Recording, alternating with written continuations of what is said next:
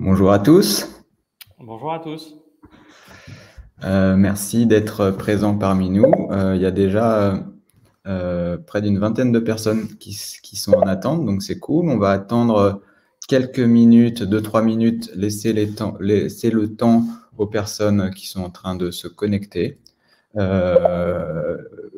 Confirmez-nous que vous nous entendez bien. Il y a un chat sur lequel vous pouvez nous parler. Je vois bonjour Ange, bonjour Constance, bonjour Sylvie. Donc c'est parfait. J'ai l'impression qu'on nous entend bien. Ouais, je pense qu'on nous entend bien. Vous pouvez juste nous dire si vous nous entendez bien? Ouais, ok. Ça a Ouais. l'air d'être bon. S'il y a un problème, vous pouvez aussi le mentionner.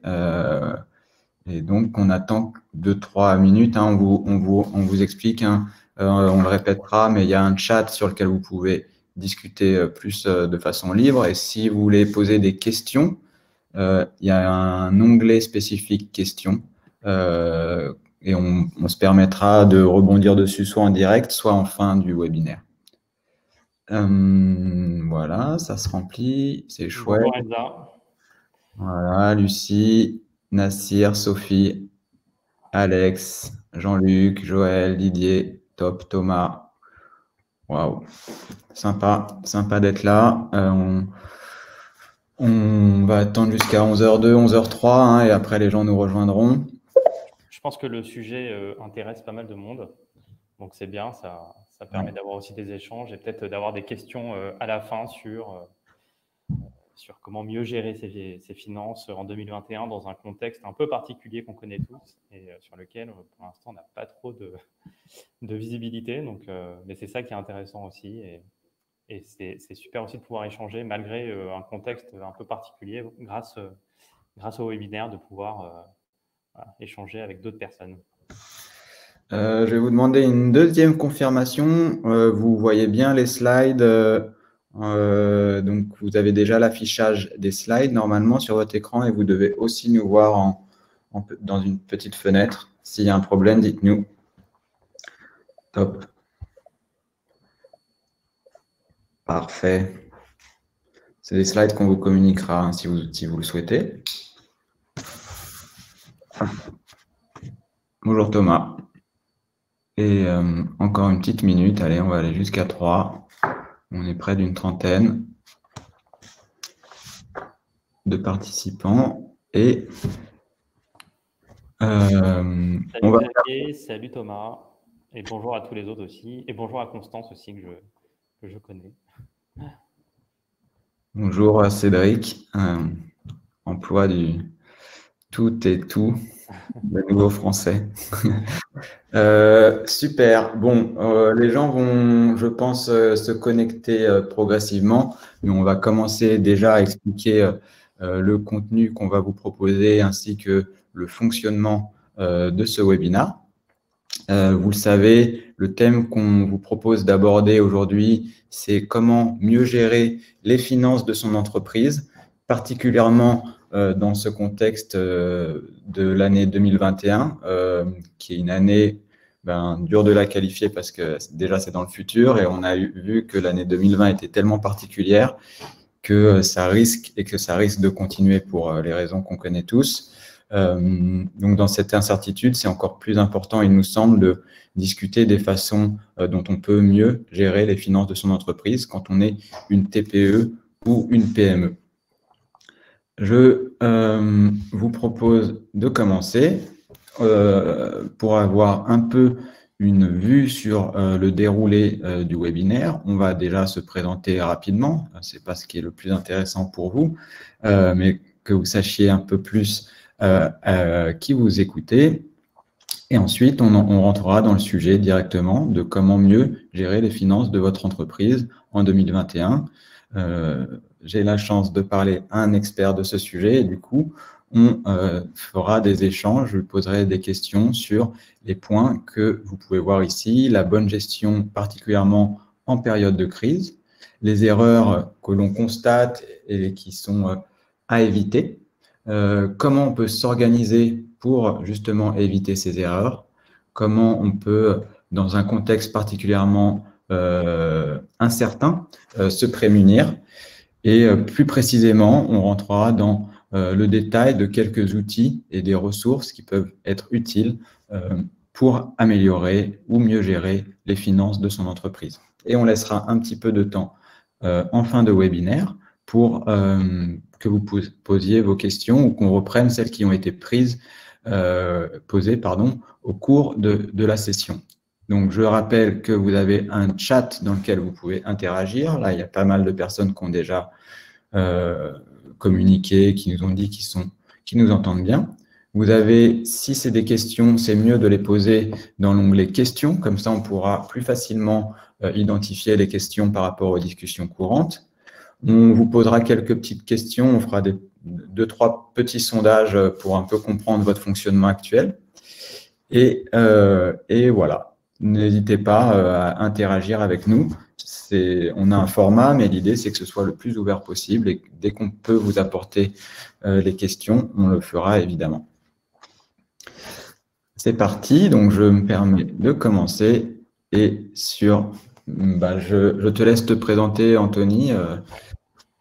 Alors, Anthony, donc moi, je suis expert comptable et commissaire aux comptes. Et j'ai créé il y a un peu plus d'un an maintenant, un cabinet de conseil financier opérationnel qui accompagne les dirigeants d'entreprises, de start-up, PME, sur toutes les problématiques financières qu'ils peuvent rencontrer. Donc, à la fois tout ce qui va être mis en place de reporting, de process, d'outils, de budget, etc. Et sur toutes les autres problématiques un peu plus ponctuelles qui peuvent se présenter sur l'assistance à la levée de fonds, sur la rédaction de business plans, sur l'évaluation d'entreprise, etc. Donc voilà, en quelques mots, une petite présentation de ce que je fais aujourd'hui. Anthony, on ne t'entend pas très bien apparemment. Est-ce que c'est le cas pour d'autres personnes ou peut-être tu peux te mettre un peu plus proche de ton micro, je sais pas. Ouais. D'accord. On m'entend mieux maintenant? Moi, c'est bien de mon côté. Ok, bon. Ok, c'est confirmé. Alors, moi, je suis Jérémy Attuil, je suis cofondateur de Libéo. Libéo est une solution qui permet aux TPE et aux PME de gérer et payer leurs factures fournisseurs. Donc, on va permettre notamment la centralisation au même endroit, l'uniformisation des formats parce qu'on peut les recevoir sous différents formats, comme vous le savez, du papier, du PDF, des emails, etc. Et ensuite de suivre la vie de la facture, donc selon les besoins de l'entreprise, en collaborant potentiellement avec les personnes avec qui l'on travaille pour pouvoir les approuver, pour pouvoir les valider, pour pouvoir communiquer sur une facture, puis directement la régler à travers la plateforme Libéo. Donc, sans qu'on soit une nouvelle banque, on ne remplace pas les banques habituelles. On est en revanche connecté avec l'ensemble des banques, vous permettant, quand vous voulez régler une facture, de la payer en un clic très facilement avec une expérience, je dirais, renouvelée par rapport aux habitudes des banques classiques.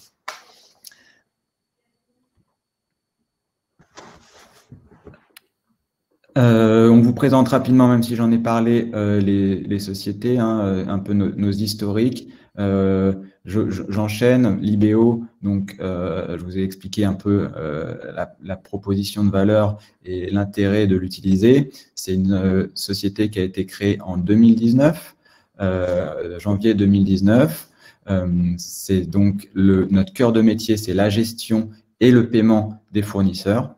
On a été élu FinTech de l'année par Finance Innovation, qui est un organisme français et européen et qui nous a permis d'avoir une certaine visibilité et une reconnaissance dans le milieu et sur la valeur qu'on apporte aujourd'hui aux TPE et PME. On a différents types de clients. C'est ce qu'on aime dans notre produit, c'est que le besoin il est très large et ça nous permet d'avoir une diversité de clients, donc, et pas seulement des startups. On a des startups, on a des agences, on a des petites TPE, des marchands, des gens qui ont des boutiques, des chaînes aussi. Donc, on a tout type d'activités et des tailles qui peuvent être de l'entreprise qui a 2, 3, 4, 5 employés jusqu'à 100, 150. Et ça, c'est ce qui nous intéresse aussi, c'est de pouvoir servir l'ensemble de ces entreprises de façon la plus efficace possible. Concernant Mindset, comme je l'ai dit tout à l'heure, donc c'est un cabinet de conseil financier opérationnel qui accompagne des dirigeants sur toutes leurs problématiques financières. On les accompagne à temps partagé, c'est-à-dire qu'on intervient 1 à 2 journées par semaine en tant que véritable DAF, mais à l'inverse d'un DAF salarié de l'entreprise qui est là 5 jours par semaine. Nous, on intervient de manière un peu plus ponctuelle. Parce que le besoin n'est pas forcément d'avoir quelqu'un qui soit présent à temps plein, mais plutôt d'avoir une ressource, une compétence spécifique et d'avoir cette capacité qui puisse répondre à des besoins assez immédiats et assez importants. Voilà. On va rentrer maintenant peut-être un peu plus dans le vif du sujet. Carrément, carrément. J'y vais. Alors, on va parler, et Anthony notamment, de la bonne gestion des finances, qui pour nous repose sur plusieurs piliers, l'anticipation, les bons indicateurs qu'on va devoir suivre, l'entourage, c'est-à-dire avoir des personnes expertes autour de nous selon nos différents besoins, l'organisation et les outils. Ouais. Sur l'anticipation, Anthony, je te laisse en parler et savoir ce que tu recommandes, ce que tu estimes être des bonnes pratiques pour pouvoir justement ne pas piloter au dernier moment et savoir un petit peu quel va être le futur de ses finances. Exactement. Je pense que l'anticipation, c'est vraiment la clé, on va dire en temps normal, et encore plus dans le contexte actuel dans lequel on est. On a besoin d'avoir de la visibilité, d'avoir une capacité à pouvoir se projeter sur l'avenir. Alors, ce n'est pas toujours évident. Alors, l'idéal, c'est de définir un peu des grands objectifs, définir une stratégie, et ensuite de décliner ça dans un business plan à 3-5 ans. Donc, on va fixer un peu des jalons, on va fixer des étapes intermédiaires à 1 an, 2 ans, 3 ans, où on veut en être en termes de chiffre d'affaires, en termes de nombre de salariés. Et comme ça, on y atteint, on voit un peu les étapes qu'il faut pouvoir fixer pour pouvoir y arriver. De la déclinaison en fait, du business plan de 3 à 5 ans, on va décliner ça déjà sur un budget sur les 12 prochains mois. Donc là, par exemple, on est début janvier, enfin on est en janvier, donc l'idéal, c'est d'avoir déjà une visibilité en termes de budget sur les 12 prochains mois. Donc au moins, on sait, voilà, après on peut travailler sur des scénarios, mais au moins, on sait à peu près quel va être notre objectif d'ici la fin de l'année et comment on mensualise cet objectif sur 12 mois par des étapes mensuelles, donc, ce qui permet idéalement de pouvoir tous les mois ou au moins tous les trimestres pouvoir se comparer ce qu'on a réussi à faire par rapport à ce qu'on avait prévu. Donc ça, on va dire, c'est des données un peu business, des données un peu financières. Le troisième point, c'est ensuite d'essayer de traduire ça par rapport à un prévisionnel de trésorerie. Alors, pas forcément besoin de l'avoir sur les 12 prochains mois, parce que d'ici là, il peut y avoir tellement d'aléas que ce n'est pas forcément toujours très utile, mais en tout cas, au moins avoir une vision à 2-3 mois sur quels vont être nos besoins et comment on va réussir à gérer ça.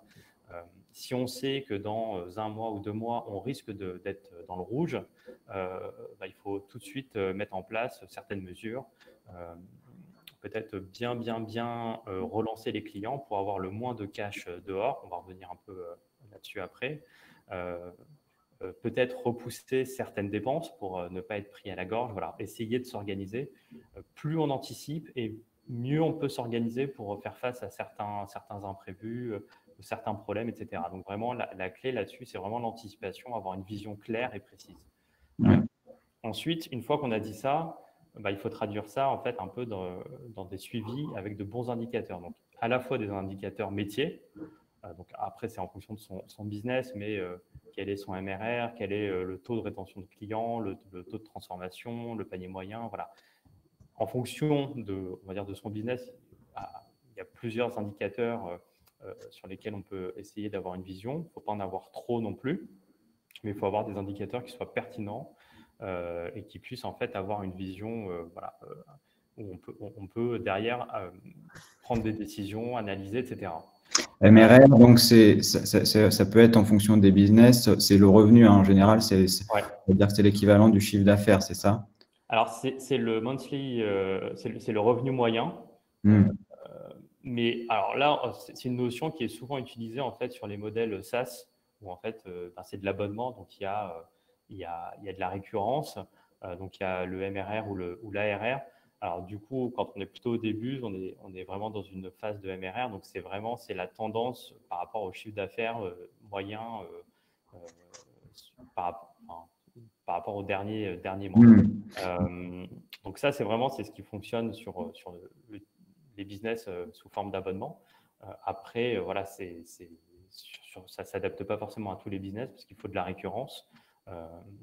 Donc, voilà, ça ne s'adapte pas. Mais en tout cas, à chaque métier, à chaque business model, il faut essayer de trouver un peu des KPI qui soient parlants, qui soient intéressants.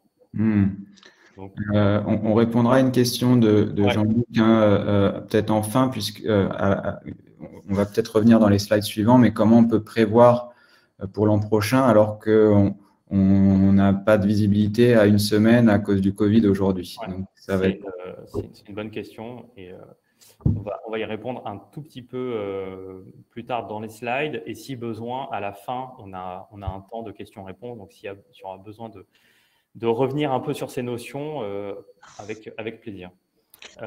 Donc ça, c'était, on va dire, sur la partie KPI métier, vraiment, qui sont propres à votre activité. Et ensuite, c'est de travailler sur des reportings qui sont périodiques, donc soit mensuels, soit trimestriels, et qui permettent en fait de comparer vraiment le budget par rapport aux données réelles. Alors tout ça, on peut le faire si on est bien entouré. Alors, que ce soit avec un expert comptable ou avec un service comptable en interne à l'entreprise, ça dépend de la taille de l'entreprise, que ce soit avec un DAF interne, un DAF externe ou tout autre conseil financier. Moi, je suis DAF externe, mais je prêche pas forcément que pour ma paroisse. Je pense que les entrepreneurs ont besoin d'être bien entourés, que ce soit en interne ou en externe. Et puis aussi, c'est important, j'ai parlé de l'avocat, parce que l'avocat, il peut aussi intervenir sur pas mal de sujets financiers, non financiers, mais qui peuvent impacter la société. Donc voilà, être bien entouré, savoir avoir un peu une équipe, une armée sur laquelle on peut se reposer quand on est dirigeant.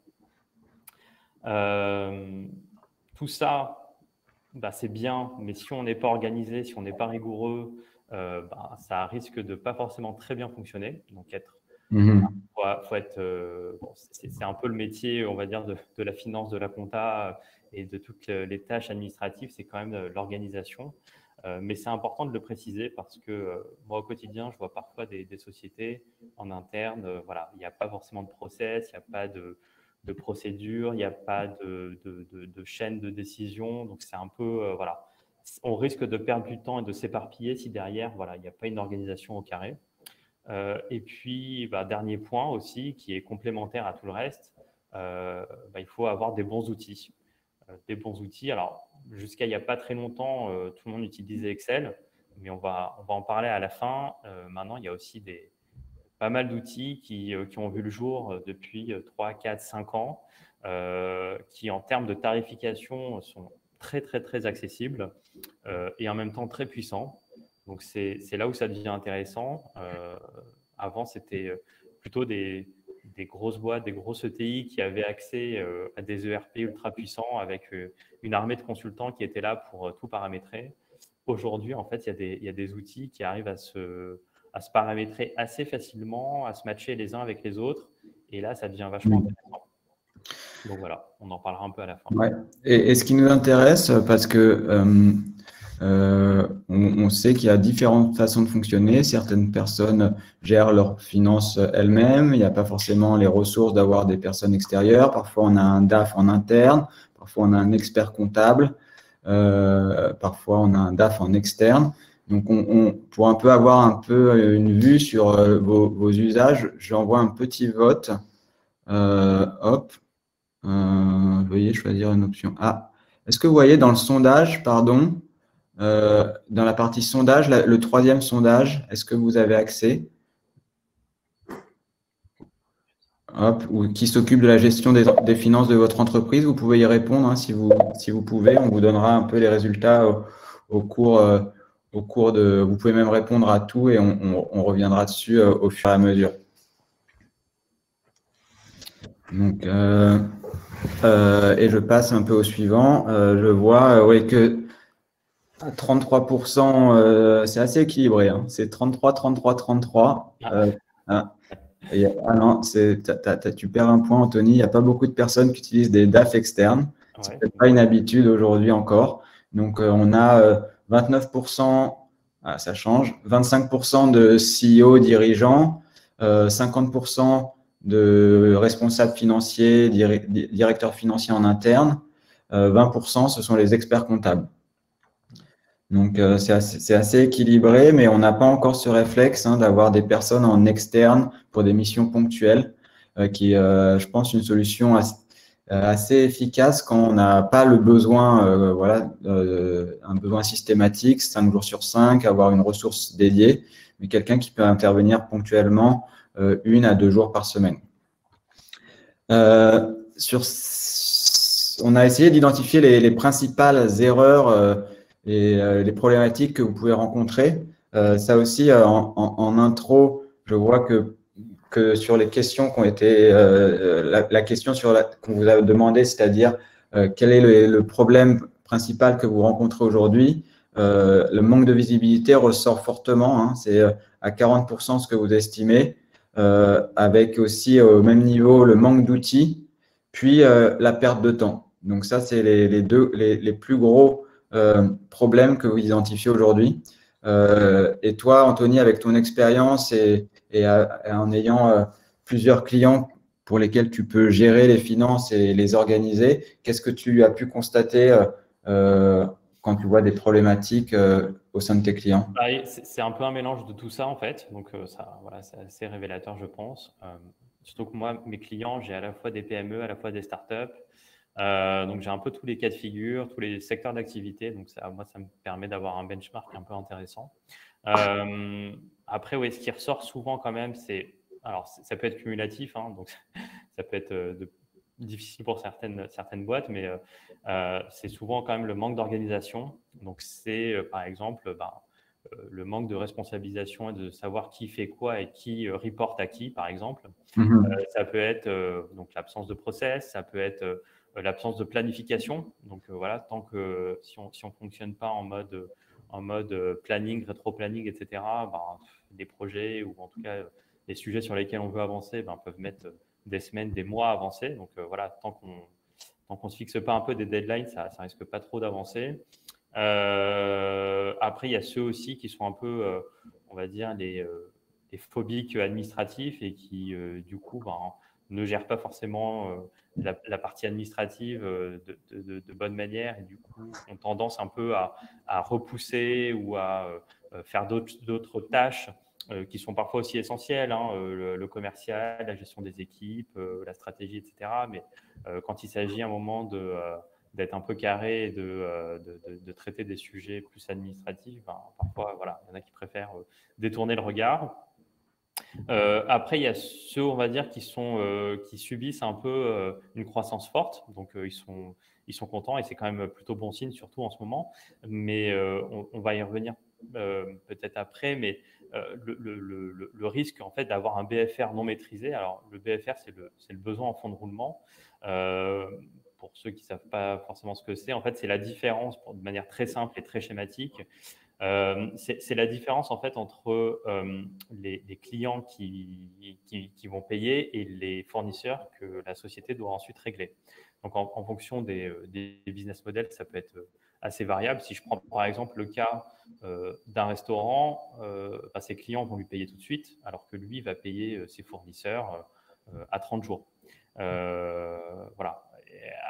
Il y a d'autres business où les clients payent à 30 jours, 45 jours, 60 jours, alors que les fournisseurs, on doit les payer certains peut-être à réception ou à moins de 30 jours. Donc, en fonction des cas, on peut se retrouver en fait à avoir un besoin en fond de roulement plus ou moins fort.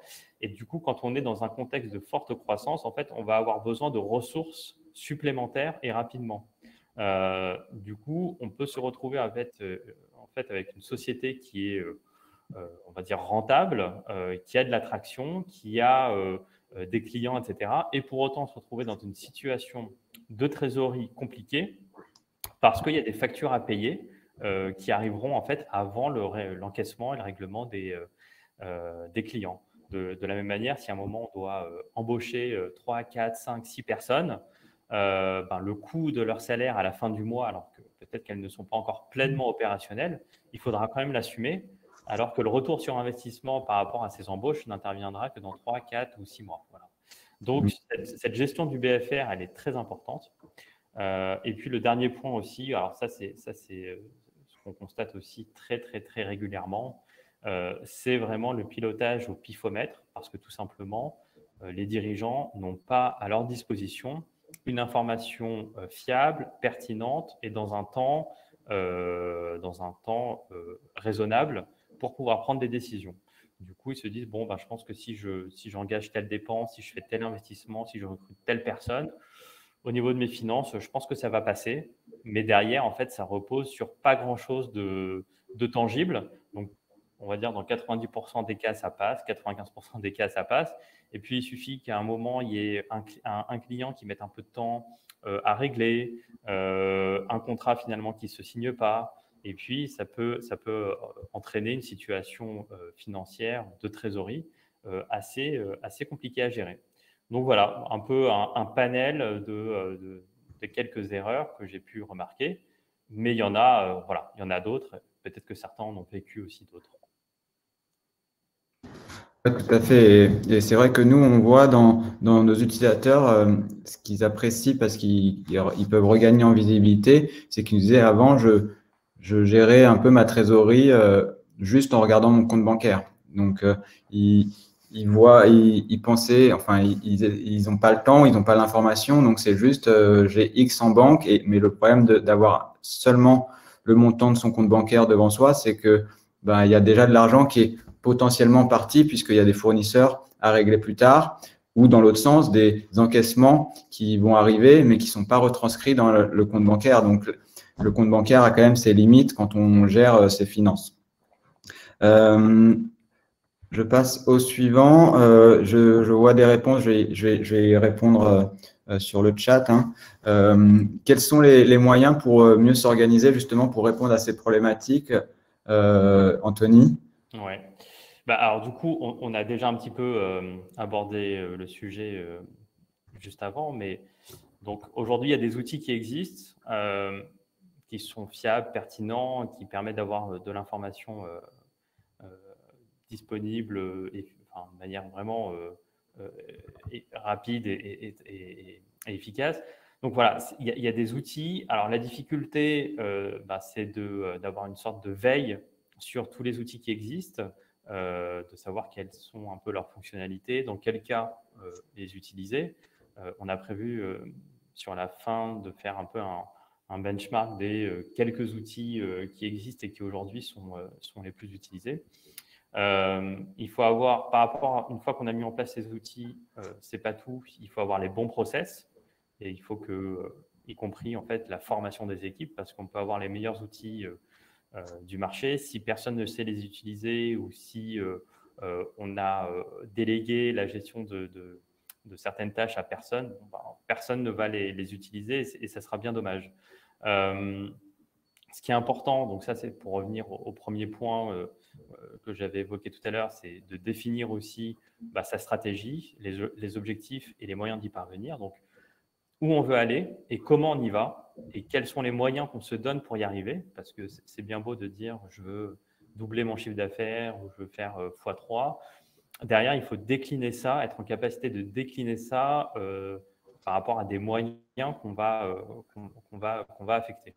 Après, les moyens, je rebondis, mais les moyens, c'est ce qu'on peut parfois dans un contexte favorable, mais effectivement, dans un contexte défavorable comme en ce moment, on n'a pas forcément, on ne peut pas inventer parfois des solutions, des financements qu'on a déjà eus ou alors on peut mettre un effort personnel et de l'organisation, mais définir la stratégie et les objectifs, c'est aussi parfois malheureusement anticiper le pire et se dire comment on va pouvoir prévoir le plus mauvais scénario et mettre les moyens qu'on a déjà à disposition pour rester parfois à flot, parfois tenir le temps d'une meilleure reprise.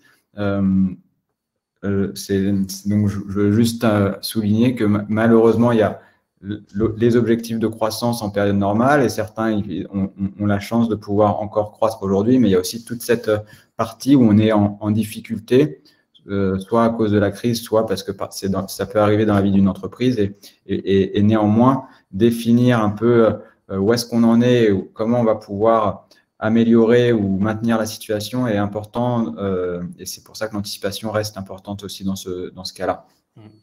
On va justement aborder juste après les sujets un peu des worst case scénarios et comment les aborder. Et du coup, dernier point, c'est aussi donc être accompagné par des experts et là encore, qu'ils soient internes ou externes, peu importe. Ce qui est important, c'est que les dirigeants soient bien accompagnés et puissent en fait se reposer sur des personnes qui maîtrisent en fait les différents sujets financiers sur lesquels ils devront se positionner. Certains dirigeants ont une formation financière, sont d'anciens directeurs financiers, donc ils ont un peu cette expérience et ce background, mais ce n'est pas forcément le cas de tout le monde. Donc, plutôt que de ne pas faire ou de mal faire, il vaut mieux être bien accompagné. Voilà, donc j'anticipais un petit peu ce dont on parlait à ce moment-là.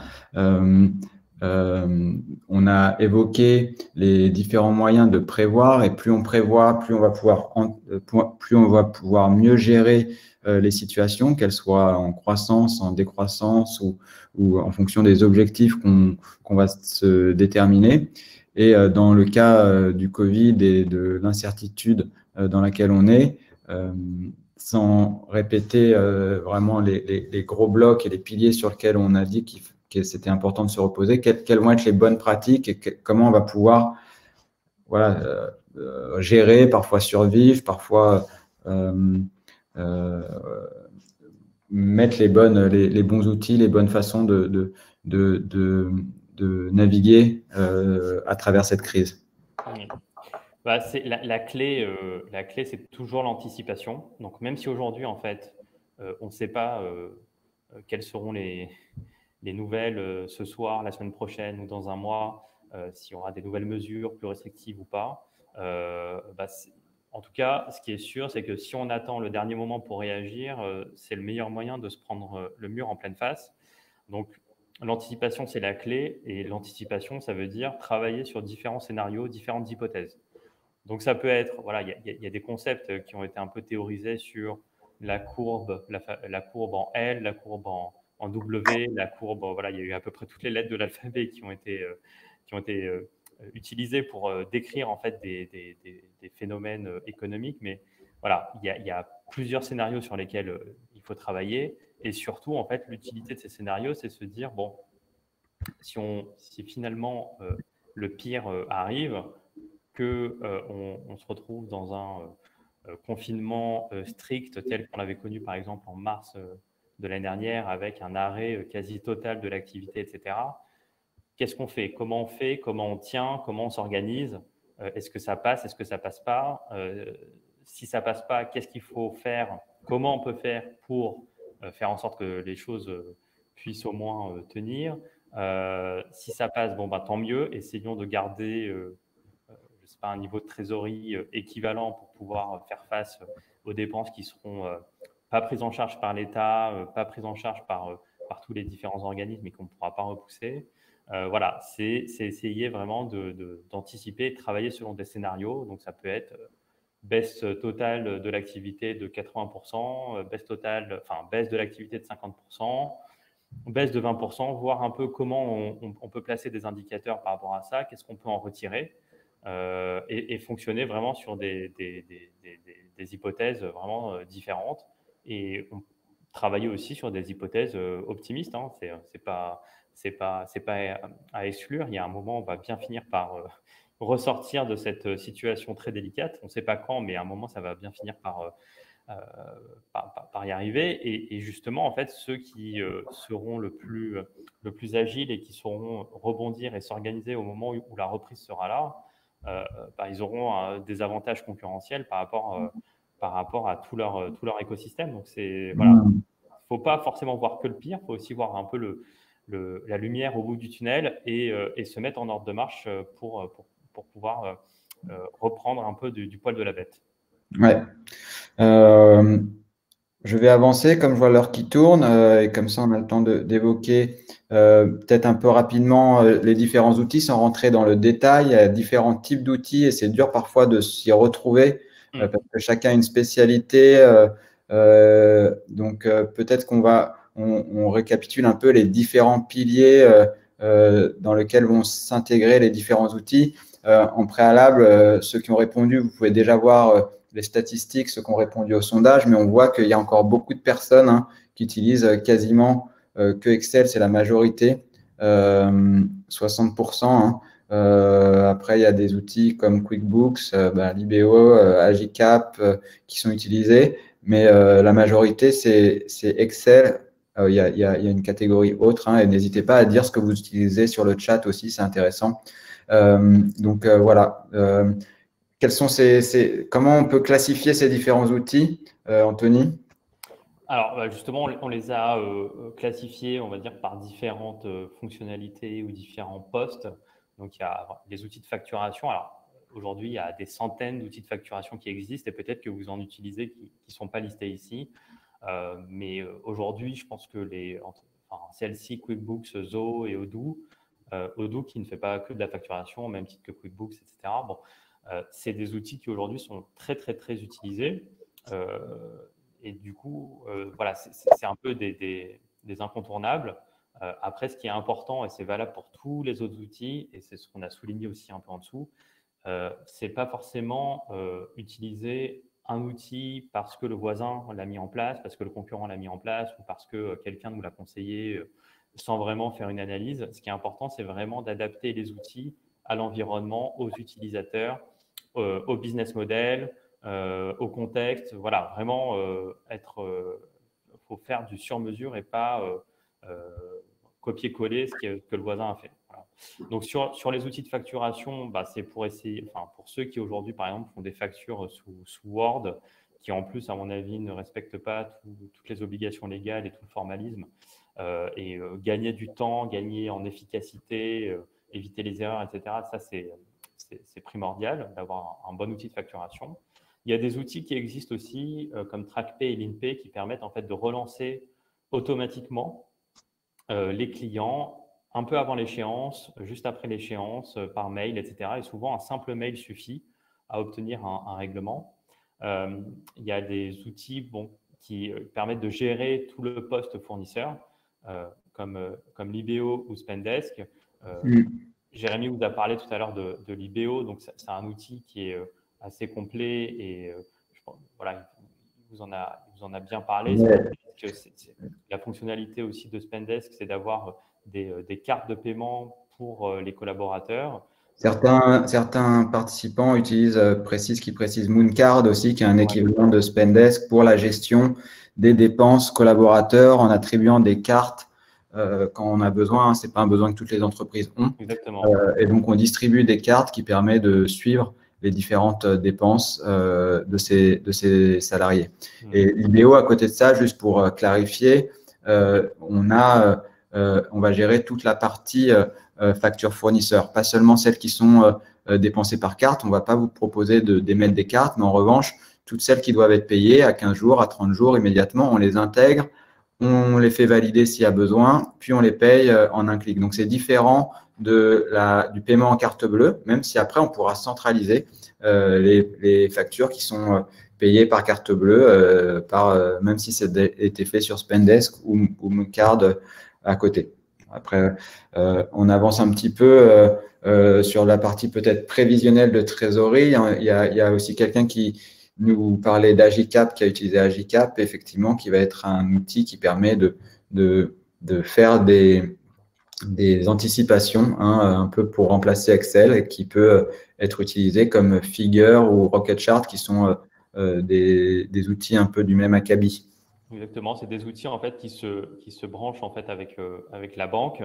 Donc ça va récupérer tous les flux bancaires et ça permet derrière de faire des prévisions et de travailler aussi sur des logiques de scénarios, d'hypothèses. Qu'est-ce qui se passe si j'embauche une personne, si j'ai plus de business, etc. Donc c'est assez pas mal. Enfin c'est pas mal et ça permet aussi de remplacer le, le doc Excel qui, je pense, a fait son temps. Et puis après, il y a des outils aussi donc, de reporting, de dashboard, de data visualisation. Voilà, il y en a aussi beaucoup. Donc, il y a Power BI, il y a ClickView, il y a Pennylane et QuickBooks. Je pense que Pennylane et QuickBooks aujourd'hui sont des outils qui sont ou vont devenir assez rapidement des outils assez complets qui peuvent avoir vraiment une certaine utilité. Pennylane, c'est une boîte, il y a 1 an, elle existait à peine. Et aujourd'hui, en fait, ils arrivent à attirer pas mal de clients, à la fois sur un service, c'est un cabinet d'expertise comptable, et à la fois sur un produit qu'ils ont développé et qui est assez performant. Et ils vont encore ajouter pas mal de fonctionnalités, donc un outil à suivre. Voilà. Et il y en a d'autres aussi, hein. On ne peut pas tous les citer, mais voilà, pas mal de solutions.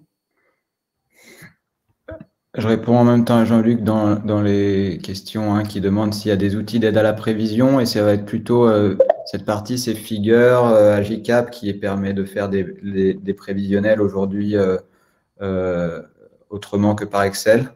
Est-ce que c'est bien ça? Alors, je ne sais pas s'il parlait de prévision de trésorerie ou de prévision type budget, etc.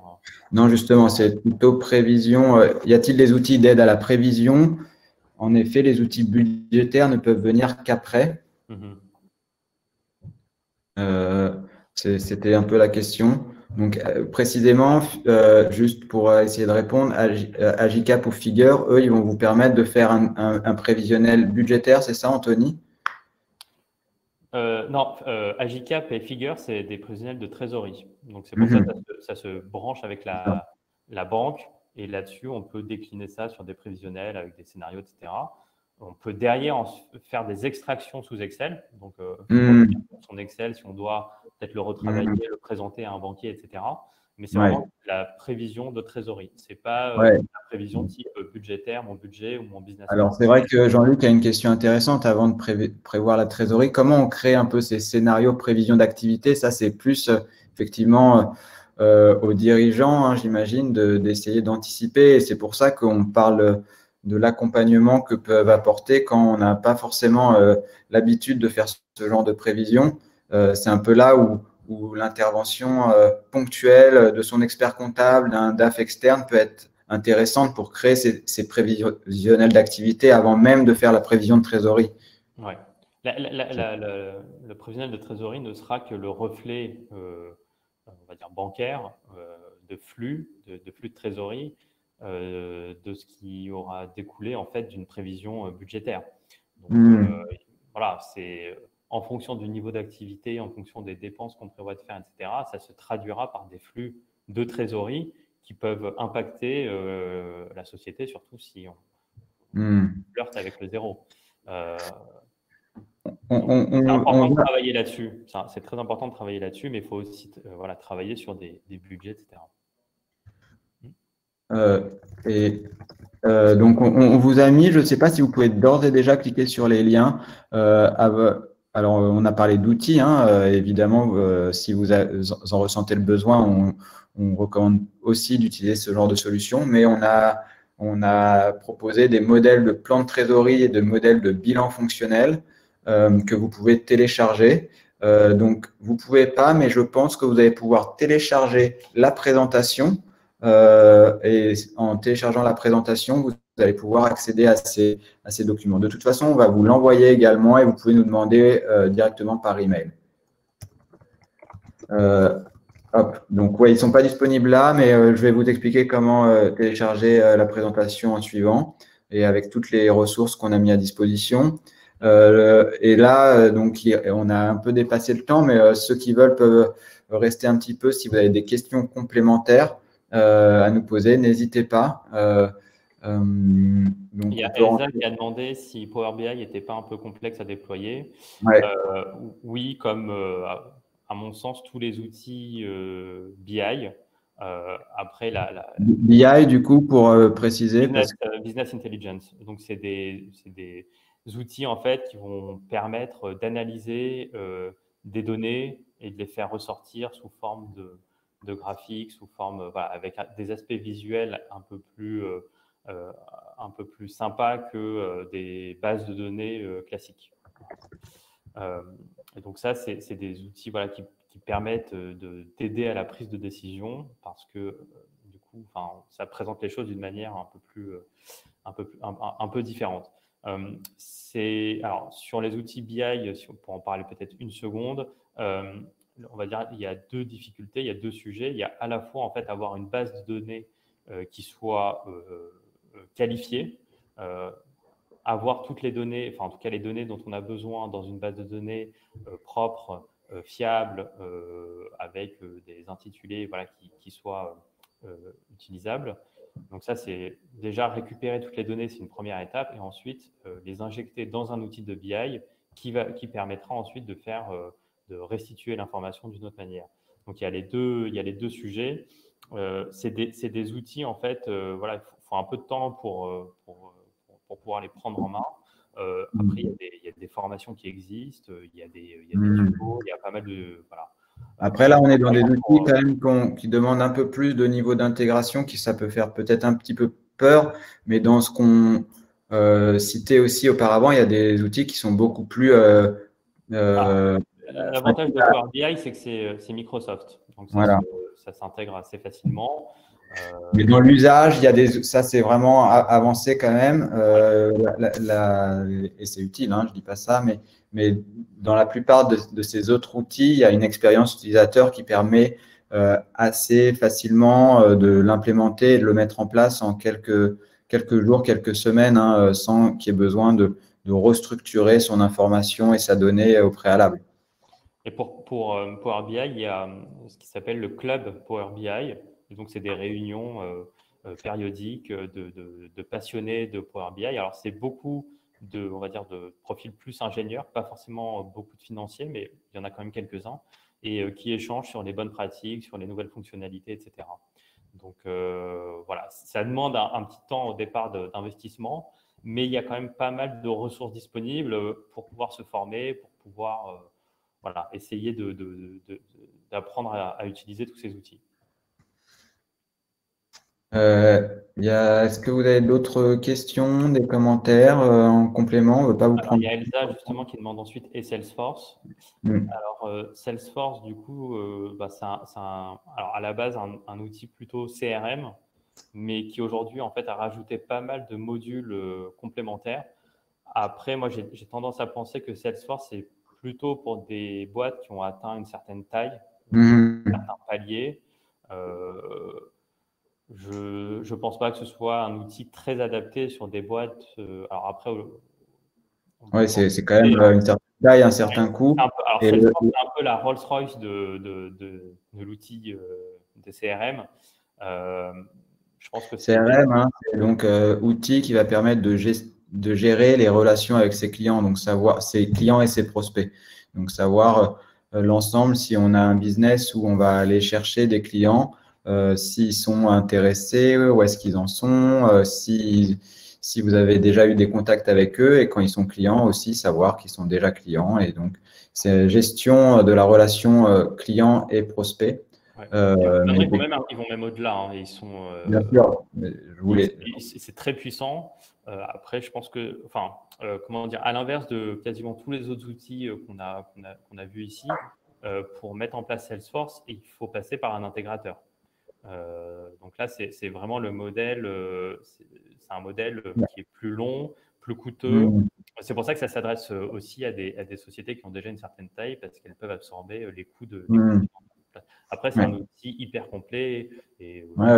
Effectivement, ça va plus être pour la grosse PME ou le TI, Salesforce, en termes de coûts et de temps d'intégration.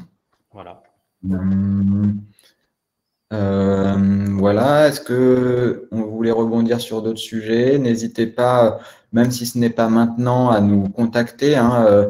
On a mis nos détails ici, donc vous avez nos emails respectifs. On serait ravis de poursuivre l'échange.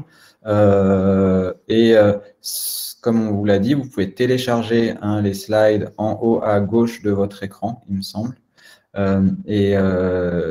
Vous aurez accès aux ressources, hein. On va de toute façon vous permettre de revoir le webinar ou de réaccéder à ces slides. S'il n'y a pas de questions, on va vous remercier, hein, de votre participation. Merci à tous. On espère avoir été le plus complet possible et parfois un peu généraliste, parfois rentrer dans les détails. Ce n'est pas forcément du sur-mesure, chacun a ses propres besoins et comme je le disais avant, c'est pour ça que n'hésitez pas à nous contacter si vous avez besoin de comprendre un peu plus vos besoins et comment fonctionnent les différents outils ou méthodes qu'on vous a présentées. Évidemment, si vous allez être intéressé par utiliser l'IBO, je serais ravi de vous faire une démonstration. Parfait. Merci beaucoup en tout cas à tous pour votre présence et Merci, pour les interactions qu'on a pu avoir.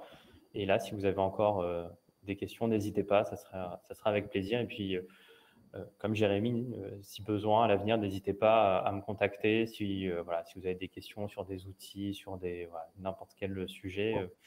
J'essaye vraiment de répondre et d'échanger avec le plus de… Ouais, pour conclure un peu comment on a commencé à échanger ensemble, hein, c'est dans le cadre d'un de tes clients, hein, qui est une chaîne, une chaîne de restaurants. Une chaîne de restauration qui, il y a 2-3 mois, réfléchissait à comment optimiser tous les paiements qu'ils avaient à faire dans différentes banques et le suivi des factures. Et c'est la mise en place, c'est comme ça que Anthony leur a conseillé d'utiliser l'IBO et qu'ils l'ont mis en place dans leur restaurant. Donc pour moi, c'est un sujet d'actualité, malgré le fait qu'il soit fermé et visiblement pas prêt de réouvrir. Mais en tout cas, voilà, un jour, ça finira bien par réouvrir. Et quand ça réouvrira, il faudra être équipé et bien outillé. Voilà. Merci à tous. À bientôt. Au revoir.